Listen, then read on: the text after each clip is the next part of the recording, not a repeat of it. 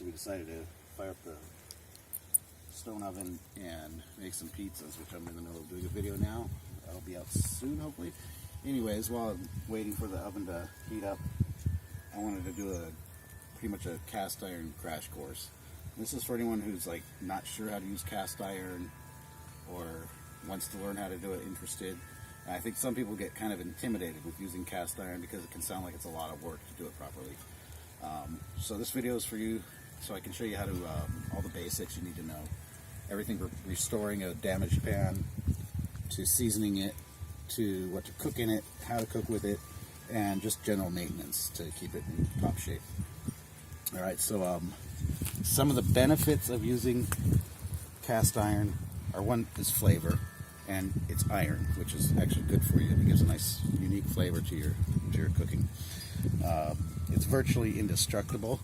This, I'll try to remember to put a before and after video where you can see this was like totally rusted, and it was very, very easy to restore. It took one day.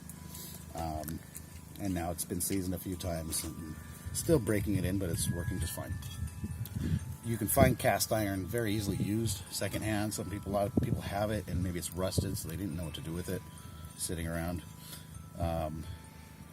Basically, as long as it's not warped, if you set it on a surface and it doesn't rock, and you don't see any visible cracks in it, even if it's rusted to hell, it's still okay. You can restore it very easily. Some cast iron is coated in enamel. If that's cracked, that's really difficult to restore. It's not worth trying. Now, say it's rusted, or it's really dirty, or it's used, you don't know who seasoned it or how it's been seasoned. The best thing to do is just strip the seasoning right away. That's the first step if it's not rusted. Some brands, like the newer ones, Lodge, they come pre-seasoned. Even with those, I prefer to season it myself, so I usually strip the seasoning and start it over. And to strip the seasoning, if it's not bad, like if there's not a lot of stuff caked onto it that has to be cleaned off, just soap and water and steel wool, give it a good scrub. You'll see when the seasoning goes, it no longer has this shiny black color, it's going to be gray. If it is rusted, easiest way is put it in a bath of half white vinegar, half water, just normal cheap white vinegar. I was told you don't want to do that longer than 30 minutes at a time, so after 30 minutes rinse it, give it a bit of scrub with steel wool, and if it still needs it, soak it longer. I soaked this one overnight, didn't seem to hurt it at all, and did the job really easy. Like I said, it was really rusted. Soaking in the water, vinegar solution, and then steel wool, bit of elbow grease, and I cleaned it right off. They're non-stick. That's another really nice benefit with them. You can cook, and so they're very versatile. So I can cook in the oven, cook on the stove, from the stove to the oven, because it's all iron construction. Nothing's going to melt. Over a grill, over fire. Really a lot of possibilities. Even with a little camp stove, works really good. It retains heat very well. It heats up and cooks even. So it's one of those things where when it seasons right, it's going to really be non-stick. Whatever I cook in here, even if it does stick a bit, it comes right off. So now we'll look at how to season them. Like I said, you want to strip the old seasoning, if there was, off first. You'll see the color turns lighter, like a gray color. And then there's different oils. There's a lot of different ways people do this, to what oil to season with. Lodge uses canola oil, and a lot of people use canola oil. I used linseed oil. You can use flax oil, lard. A lot of people say cook bacon in it, and that most of the store-bought bacon has a lot of sugar in it, and that sugar is going to caramelize and not work good. So I would not suggest that. Generally, what I do though is I just for the first seasoning, I'll use linseed oil. After that, I'll just maintain it with cheap oil like canola oil or something. And so to season it, one mistake people make is they put way too much oil on. So you don't need that much, just enough to kind of, you want to put a real light coat around the whole pan, including the handle. So I'll dip a paper towel into oil and just paint the whole thing. Then you're going to heat your oven to 375 Fahrenheit, which is about 190 Celsius. If you're using a different type of oil, check up the the smoking point for that oil, so you can adjust the temperature. And so I'll get it to 375 Fahrenheit, and then I put the pan or the skillet in upside down. That way any oil that's going to drip off, it's not going to beat up here, and it'll be nice and smooth. Put some foil at the bottom because it will possibly drip oil, and it's going to get pretty smelly. It smokes at that point, so it is going to smell. I'll do that for an hour, then I turn the oven off and just let it cool naturally. And I usually repeat that cycle about, for the first time I'm seasoning a pan after I stripped, 3 times is good. From there, the more you use it, the more grease or fat that's being cooked into it, the thicker and smoother the seasoning is going to get. Alright, so now we're ready to move on to cleaning and general maintenance, which is, I think, the easiest part. People fuck up because they just didn't know. So they get a cast iron pan and try it 1 or 2 times, and that's it. Cleaning's very simple. The biggest rule is don't use dish soap. It's going to take away that seasoning that you're trying to build up. Usually it's best to try to clean it right away, just like using a meat cutter or something, or a meat grinder. The quicker you do it, the easier it is. So it's just a habit once you're done cleaning it. Now you'll have stuff stick, especially at first, and then your seasoning's still building up. Some things are worse than others. Some, like try to make eggs the first time, it might still stick. To clean it, all I do is run it under water and a sponge or rag with no soap in it, and that's it. I usually scrub it like that. Wooden spatula usually scrapes anything right off. If there's anything more stubborn on there, you can use some coarse salt and water and just scrub it like a paste, and that'll do. You don't want to use like a steel brush, that'll take your seasoning off.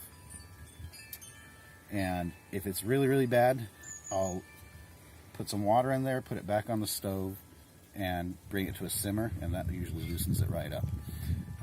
Sometimes a bit of paper towel to clean it until you remove all the black, if you burn something on it, and a microfiber towel works really good, because the paper towel will leave little, because it's always a bit coarse, and the paper towel will leave little pieces on there.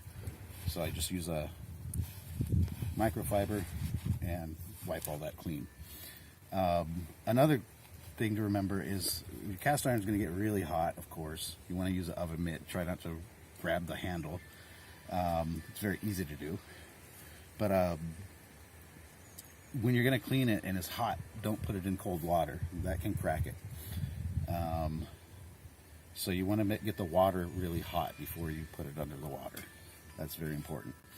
And yeah, that's pretty easy to clean it that way. From there, for maintenance, what I'll usually do is just put a little bit of oil in there and spread it with a paper towel. And the biggest thing is drying. If you towel dry it, it's probably still got moisture, and it's going to cause it to rust.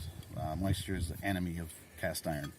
So after I've washed it and I've got it as dry as I can, I'll put it back on the stove for a little while, just to the smoking point, to evaporate any of the moisture that could still be there, that probably still is there. And at that point, that's also where I just put on a little light coat of oil, just to kind of maintain the seasoning. But if you cook something greasy in it already, deep fried or bacon or something like that, you probably won't have to add the oil.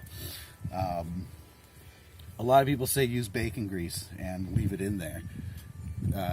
If you're using it constantly, okay, but it's not a good idea because the bacon grease can go rancid.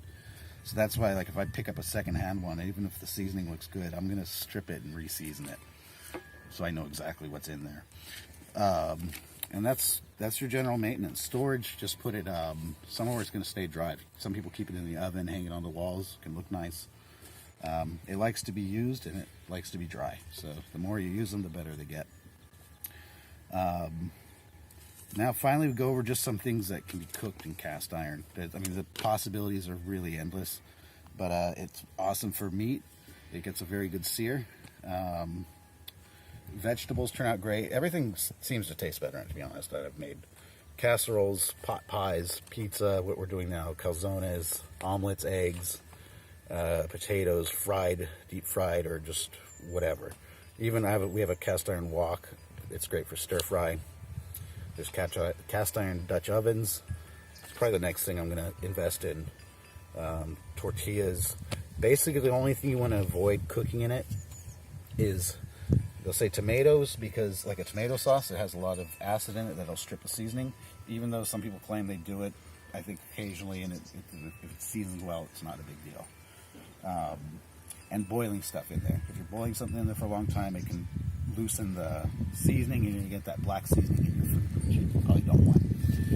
But a lot of people get really paranoid when they see any kind of imperfection in the seasoning and think, do I have to strip it and restore it and everything?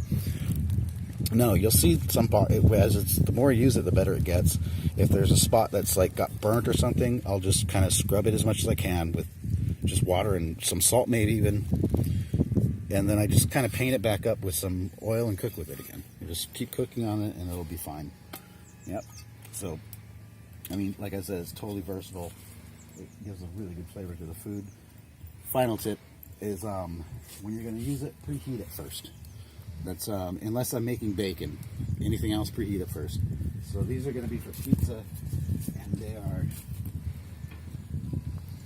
yep, they're getting hot. Once the handle's getting hot and it's away from the flame, you can tell. If I'm going to sear a steak, to know if it's hot enough, because usually if it's on the stove, I put it on for a good 5 to 10 minutes, just like warming up an oven. If you want to sear a steak and you're not sure if it's hot enough, just take some water and splash it on. If it kind of boils slowly, it's not ready. If it just evaporates instantly, then you know it's hot. Or just do that and you'll see how hot it is. That's it. Cast iron cooking.